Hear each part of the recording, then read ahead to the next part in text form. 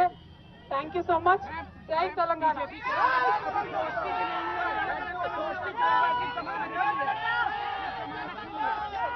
ఎవరి గురించి చెప్పే అవసరం లేదు, ఎవరి గురించి చెప్పే అవసరం లేదు.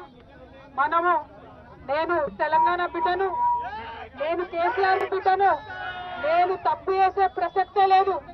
నేను మొండిదాన్ని, మంచిదాన్ని. అనవసరంగా జైలుకు పంపి నన్ను జగమొండిని చేసిండ్రు. ఇంకా ప్రజాక్షేత్రంలో గట్టిగా పనిచేస్తాం, కమిట్మెంట్ తో పనిచేస్తాం, అందరితో కూడా నిలబడి ఉంటామని తెలియజేస్తున్నాం. We were always tough. We are fighters. We will fight it out legally. We will fight it out politically. We were always tough.